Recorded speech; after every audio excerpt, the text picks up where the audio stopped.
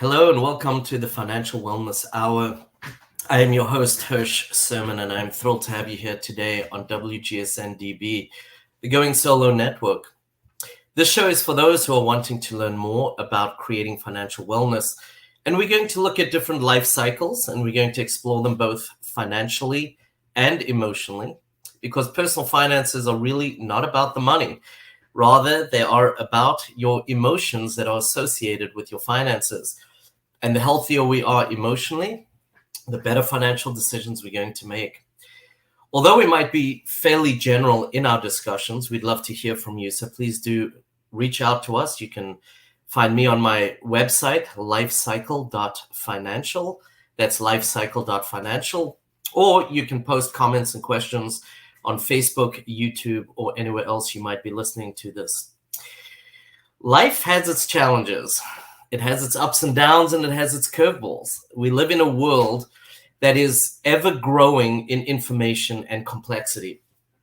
And this is in the best of times, when things are calm, so to speak. Add to this a life cycle event that can maybe even redirect the course of your life. And it's no wonder that people are not sure how to proceed. The unfamiliarity and importance of certain events like divorce can leave you dazed and confused. You know, you want to do the right thing. You want to take the right steps, but often you don't even know what that next first step is to be taken. Growing up, we have our role models. Some of them are great and wonderful people and great role models, and others not so great. After all, we can learn as much from a bad role model as a good one. Today, we're lucky to have Terrie Vanover on our show today to help us navigate away from dazed and confused to dynamic and contributors. Terrie is a divorce strategist and founder of Choosing to Rise. Terrie, it's great to have you back on the show. Thanks.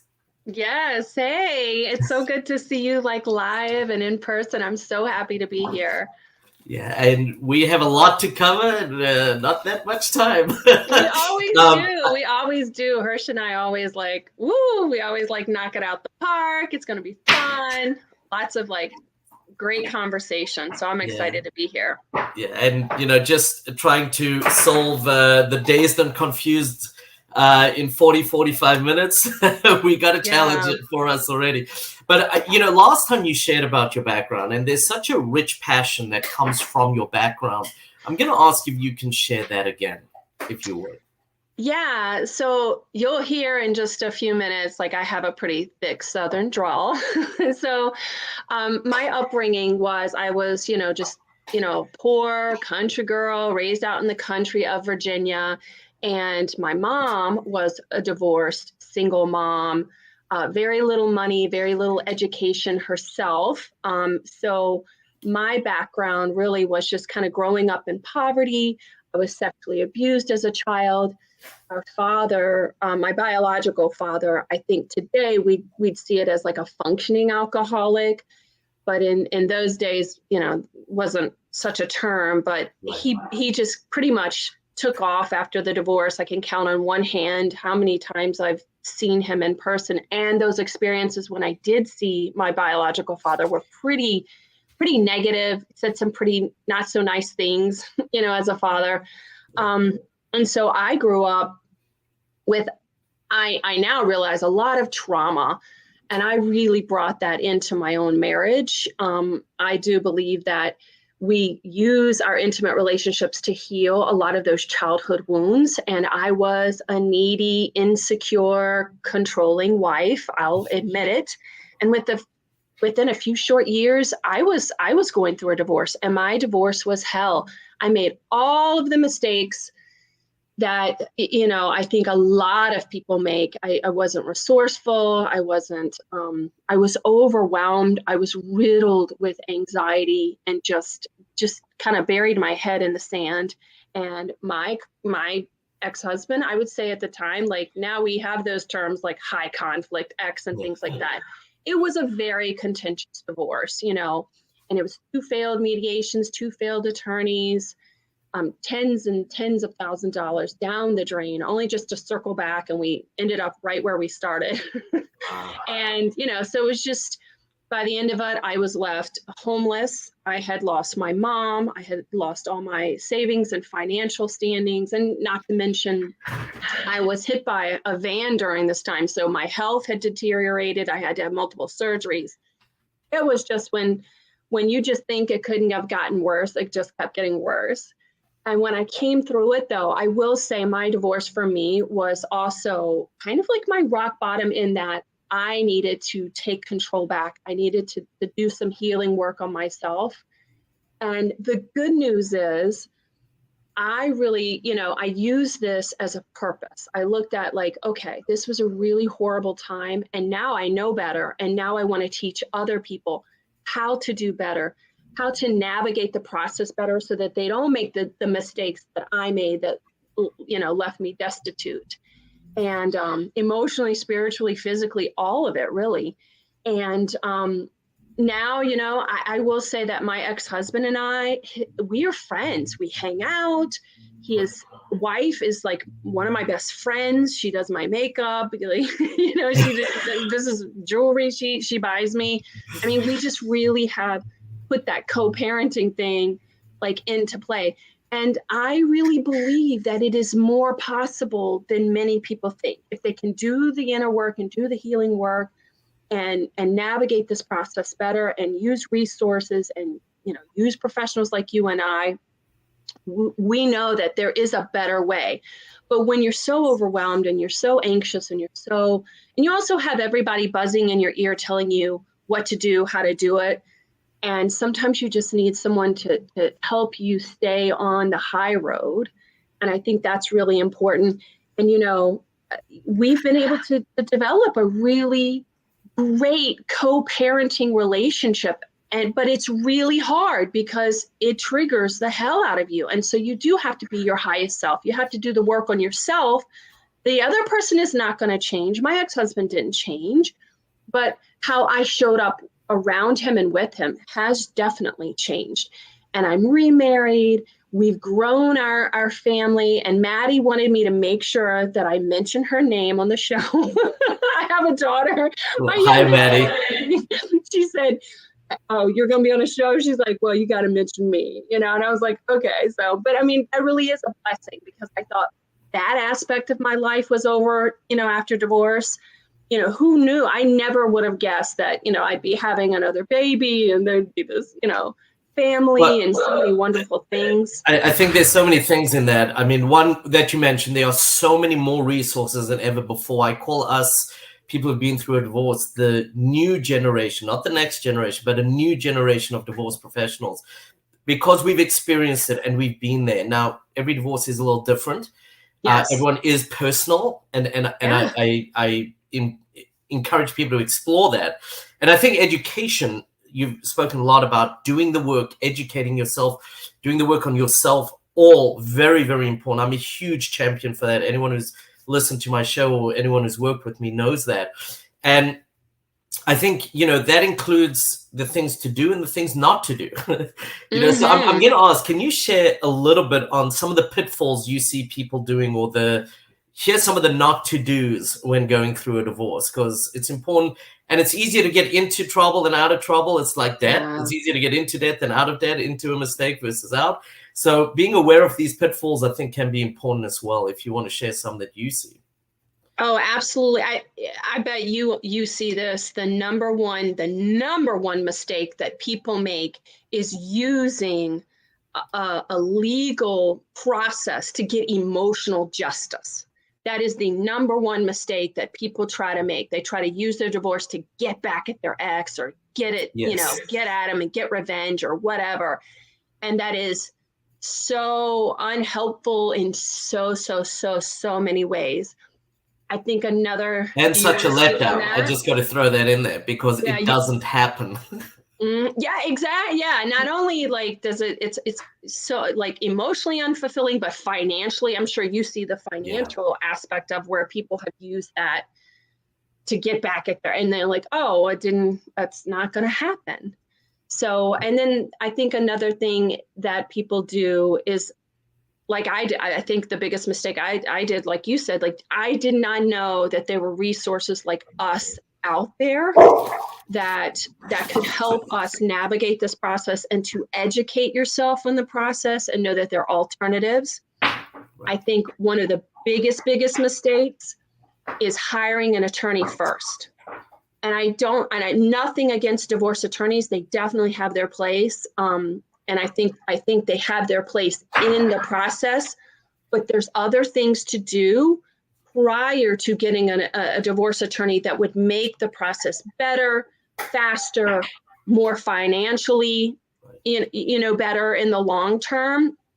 So many people jump to hire an attorney, and then the attorney tells you to go back and get all the financial documents. You could be doing all of that first. And also, I really think it's important to do the emotional healing first.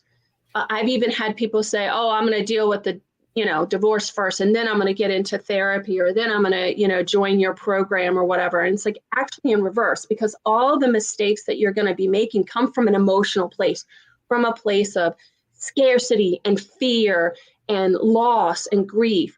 So if you have the support system in place to help you become clear-minded and become, really just from a place of like your highest self, you'll be making decisions that are going to be more beneficial for you in the long term. And that's why I love to cover a lot of emotional topics as I go through the shows, because as I said earlier, the healthier we are emotionally, the better financial decisions we make. Isn't that true? Education's wonderful.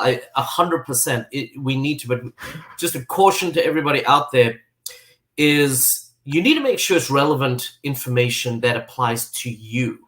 The laws apply state by state. They're not the same in every single state.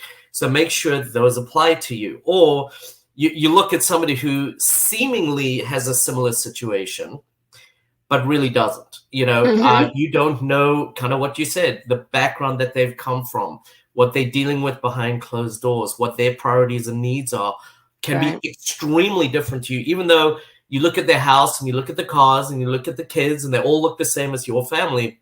It may be 100% different divorce that I think is important. The other thing that you said that I think I said in my sleep already is that emotions can be and often are the most expensive part of your divorce. Ooh, I'm stealing that, Hirsch. Oh my God. It's not a problem. You got me shaking the computer.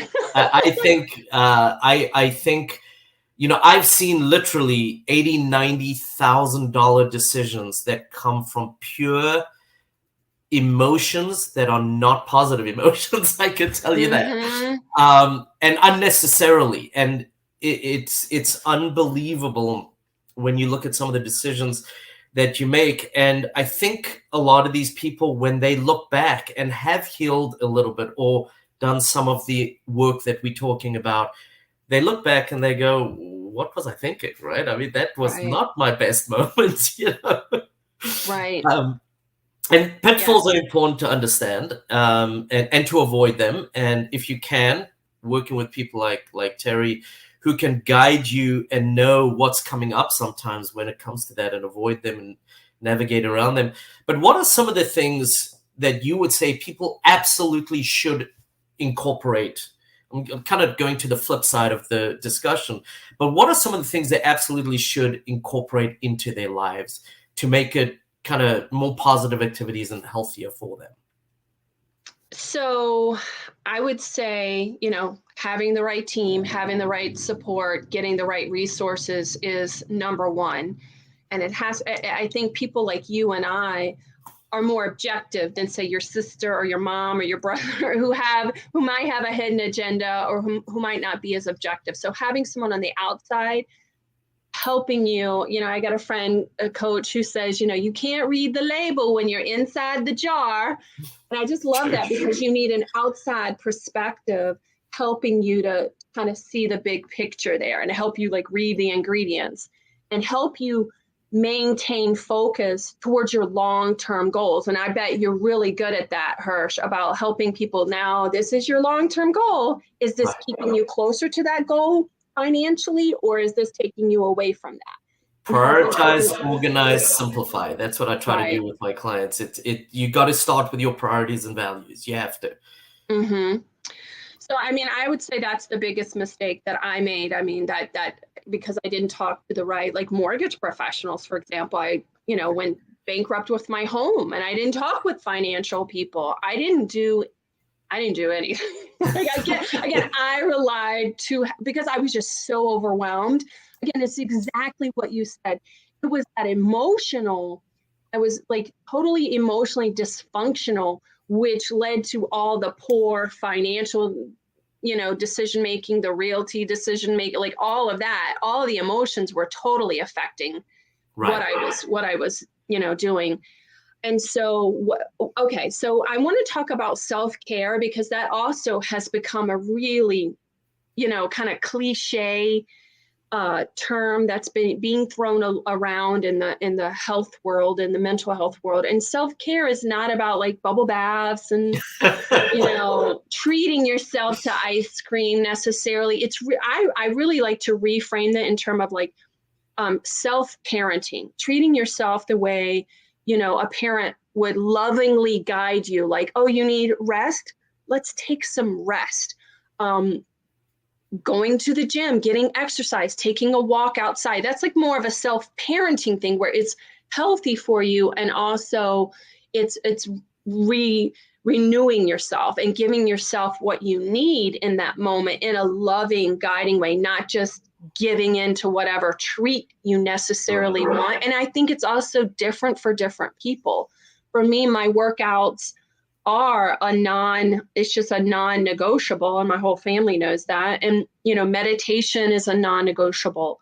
I think journaling is really, really important. And to understand setting out your long-term goals, journaling is known to be twice as impactful for healing faster than not journaling.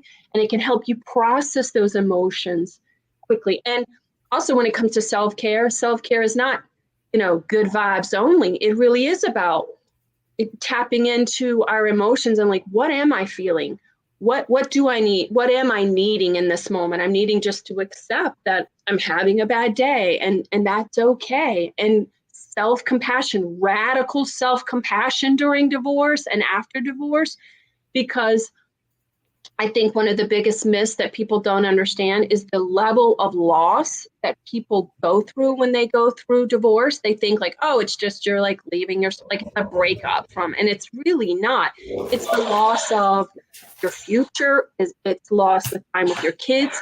It can be the loss of a home, which is devastating. It's that stress of like not knowing what your future is going to be, and also the loss of what you thought your future was going to be.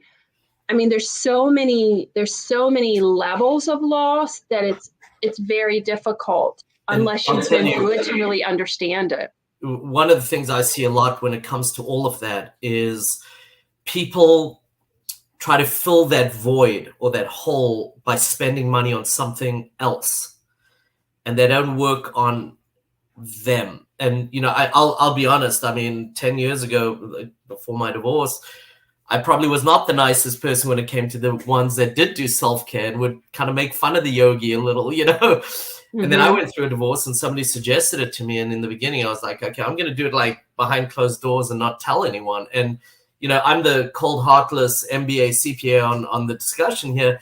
And I live by that now. I've encouraged my kids to get into a lot of the self-care things that I never would have done prior to my divorce. The other thing I quickly actually do want to touch on as well, which I think you mentioned, but I think is worthy of kind of highlighting a little bit more, is finding your right team. And a team becomes a very powerful thing for you as well. Some people will work with people individually, and if that works for you, that's fine. But very often having your professionals work together because they kind of know the same language is a very important thing as well. You had mentioned, for example, it may be worth your while first working emotionally on yourself and getting the strength behind that. Sometimes there's an imbalance in power in a relationship, and knowing how to find your voice, knowing how to find out, the financials in your relationship if you weren't the one that managed them. And then let's say you bring in the attorney, it may be significantly quicker and more effective to have one of those other professionals kind of bring the attorney up to speed in some ways and work with them. I work with attorneys, for example, all the time in building the strategy on how do we approach, this negotiation around the finances. I love that. Very, very important. That. And I think you're right, because like your attorney is not going to be, your therapist or your coach. Like, so they don't know how to deal with like the emotions that are coming at them. Right. And they aren't necessarily versed in long-term financial, impacts of your particular situation. So having a financial advisor on your team is really important, because they can help you discern what best to put into your marital settlement agreement. So I agree with you that having a team is just invaluable. And I don't mean to, earlier I was saying like the biggest mistake I think people make is hiring the attorney first. I think they have their place, and legally, I definitely would want someone reviewing my divorce if I was going through one, for sure. But it's about, I think people don't understand that there's all these other divorce professionals that you need to have on your team that can help you have a better relationship with the attorney and work more effectively. And I've spoken with attorneys who've actually left the profession even at some point, just because there's an overwhelming amount that people expect from attorneys, and it's beyond their capacity, thinking that they're the therapist and that they're a financial advisor and they're a realtor and they know about mortgages. And really, they're just really there to help you figure out your options in terms of the law.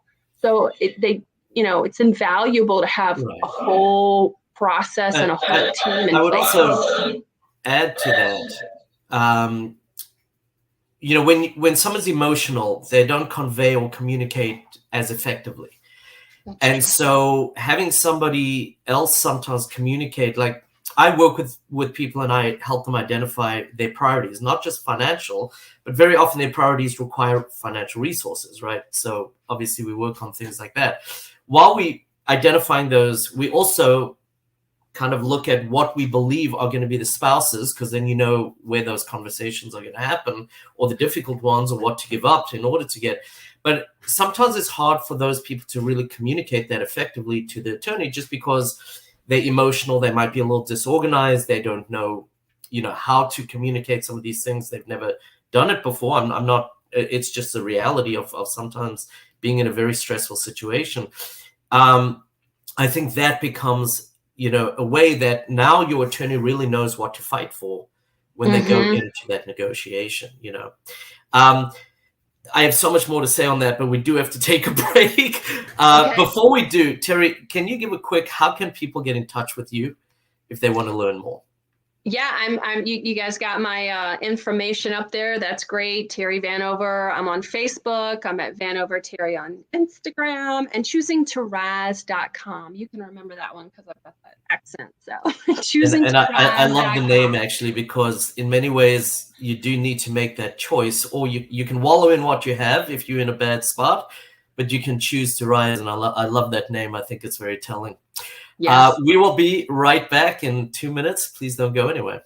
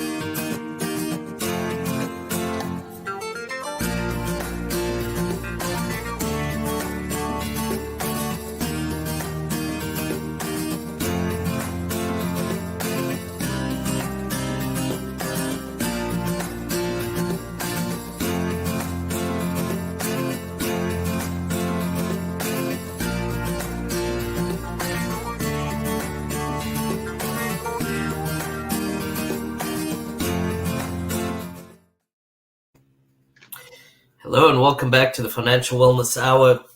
I am your host, Hirsch Serman. And I am thrilled to have Terrie Vanover here today with us. We're on WGSN-DB, Going Solo Network, and we're talking about Don't Be Divorced, Dazed and Confused. I think at the best of times, life can be complex and throw us into a daze and confuse us. But I think we've spoken about, I'm going to recap a few things because there are some things that just are so important to kind of reiterate. We spoke about getting educated and understanding how to personalize that education for your situation, some of the pitfalls, some of the absolute to-dos to put into your life, and some of the things, as we said, to avoid, how to make things more relevant for yourself. We touched on, we didn't go too much in, but kind of understanding and knowing what your priorities and your values are, and kind of keeping your true north by living them and keeping them going. We spoke a little bit about perspective, which I think we're going to get into more. We did speak a little bit about kind of role models and generational role models, and we're going to dive into that as well. But one of the big things as well that we covered on and off was kind of the resources that are out there, building the right team. I think historically, even as little as probably, 7 or 8 years ago, really there were very few resources outside of, everybody knew you got an attorney. Really, there was very little else. And I think there's still the idea that just go to your attorney and, they'll, rally the troops or rally the team. And it doesn't always work that way. So with everything else in your divorce, you do need to take responsibility. I think that's very important. And that's one of the things is finding the right team and the right members of that team for you. And the one thing that we spoke about a lot, which I think is so important, is kind of the perspective, where we come from, knowing who we are. And one of the big things here is changing that perspective. When you get divorced, your life dynamic changes significantly. And this is not an easy thing to do. I don't want to put out there, it's, just, think about it differently. We've been conditioned in so many ways, and we've said you grow up with these role models, sometimes intergenerational role models, and from a little kid you fall into the intergenerational chain because you told that's your role, or you're the oldest, there's certain expectations or whatever it might be like that. And then we're in the middle of the fog of all this emotion of a divorce, and then we want to step back and go, maybe I want to reevaluate all of this. How do you help people look at their situation, reevaluate, and think things through in those ways? Yeah. So, a really big part of what I do is to help them heal those wounds, those abandonment wounds, those, like you said, the conditioning. It's really considered little t trauma in a lot of us, and we're just not aware of it. And we don't know how it manifests in our everyday interactions, but especially it manifests in our intimate relationships. And so it is a process. It's a multifaceted process. Like you said earlier, I'm really proud of you for understanding how important self-care and taking care of yourself and taking responsibility for yourself is, because I think a lot of men in particular are conditioned not to do that. And that's a big part of it, is healing those wounds and healing that conditioning. And so a part of it is identifying our patterns and how our patterns manifest in our lives. So how were we conditioned as a child? How were we traumatized as a child? And so I help people really hone in and identify that root of that abandonment wound or that root of that trauma. And then we heal that and we look at how that manifests in their personal lives. But you'd be surprised. Well, you probably wouldn't be surprised. I think people are surprised at how much it manifests in their professional life and in their businesses. I'm not, because I do this day in and day out, and maybe you're not because you know that money's really not about money, but it's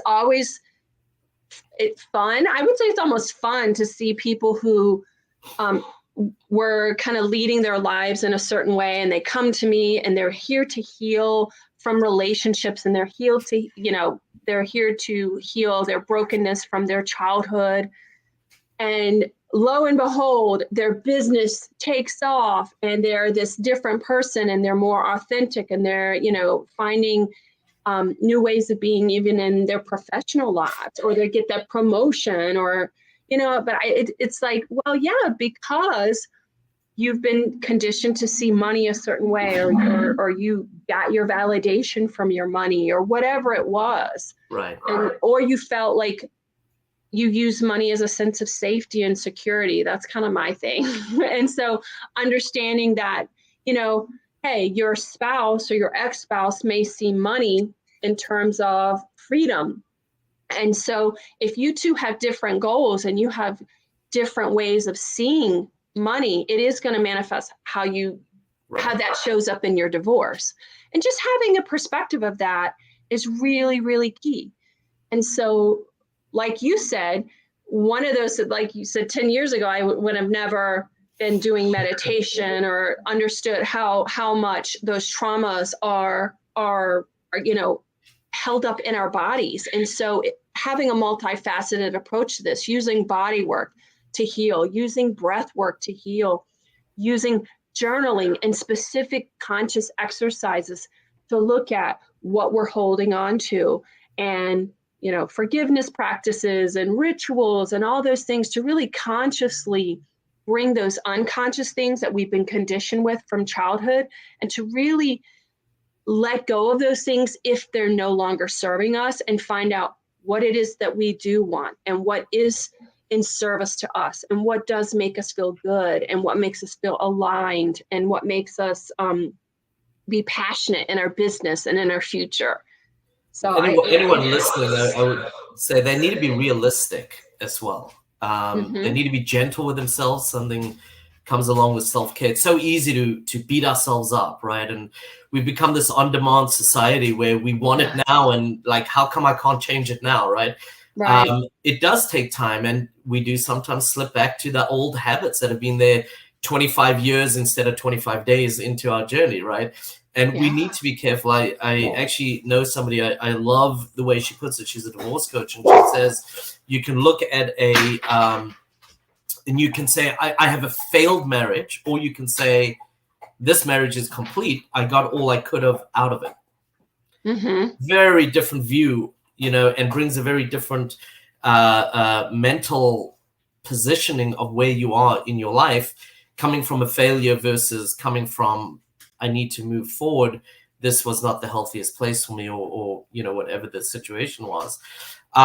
You're absolutely right, Hirsch. Like, reframing our perspective is a really, really key thing, and choosing that's really, it's a choice you have to make over and over. I choose to look at it like this, versus a failure. Yes. And I like that word reframing, because I think it plays so well into my question that I'm going to ask you. Is we generally, as a society, have these impressions of men and women, right? Anecdotally, we say women are open up much more and they talk more and they got the pack mentality, whereas, men hold on to their feelings, and, you're a man, don't, like cry or something, or whatever it is, right?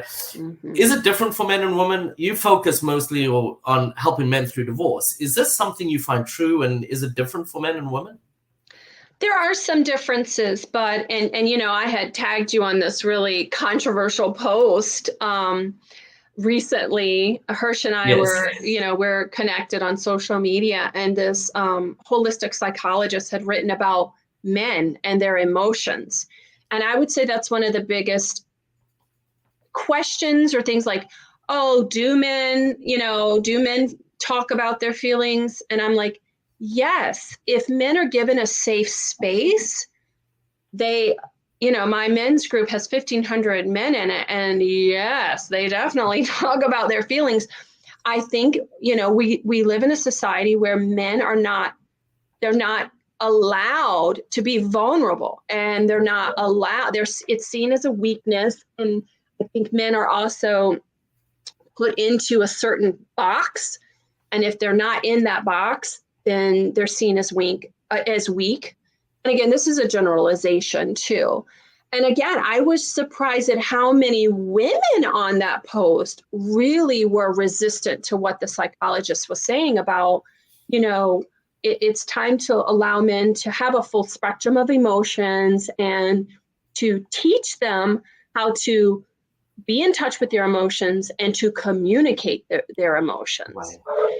And I just really felt like that was a valuable message that again, it's mostly women that ask me, that they'll say, you mean men talk about their emotions? And I was like, yeah, if they are given a space in which it feels safe, they definitely will talk. And it was surprising to me initially, the depth of grief I would see, the depth of pain.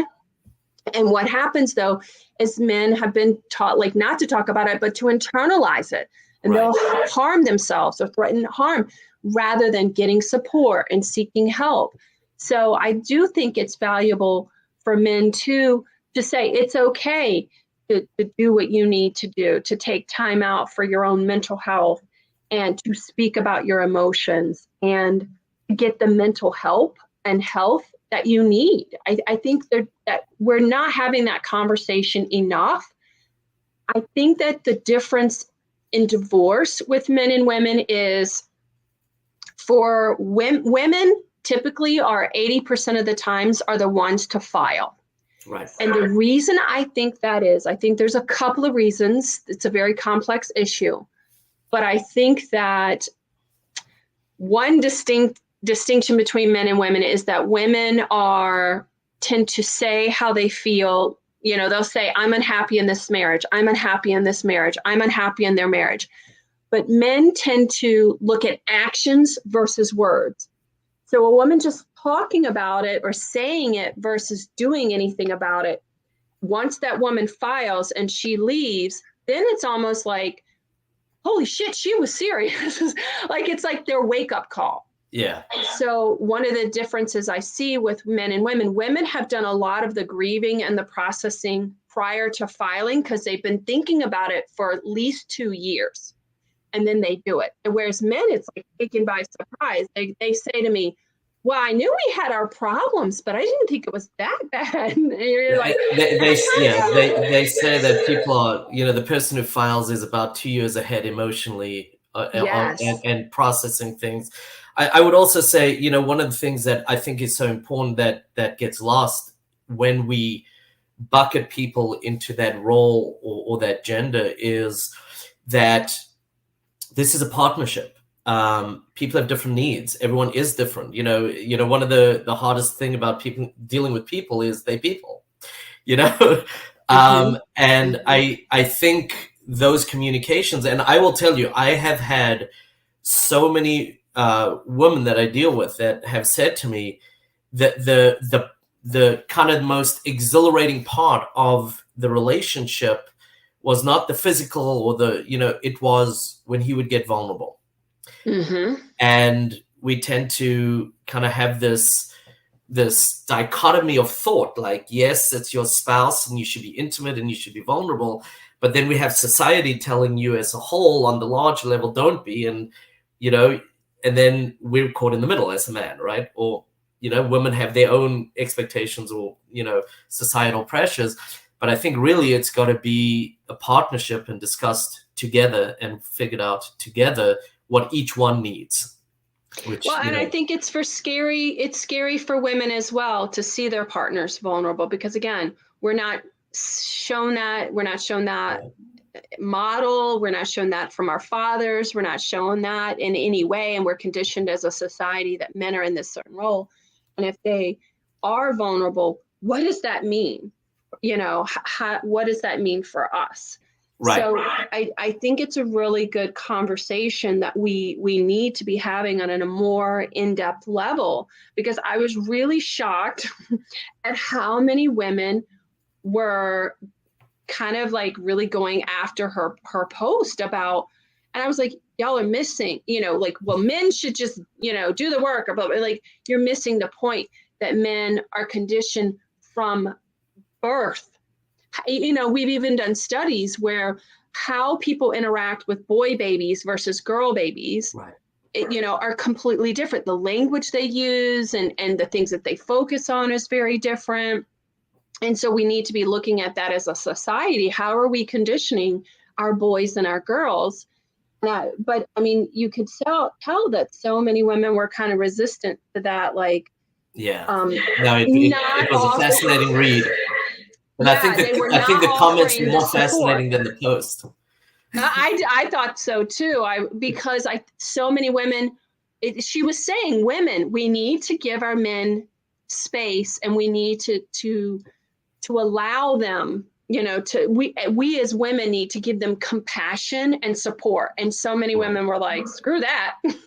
Yeah. I was like, well, the other thing is, if you want a partner, and later on in life, it's not about having kids and that, because you probably had them, right? I mean, I'm in my early 50s. I don't plan on having any more kids, but for me, it's about the relationship and the companionship. And, if you don't build that, and then you can't complain later, well, I'm lonely, he's never around, or he's, never expressing himself. At the same time, you may want to have a soft start and say, hey, I'm going to get vulnerable here, and like kind of prepare them, if that's what's needed.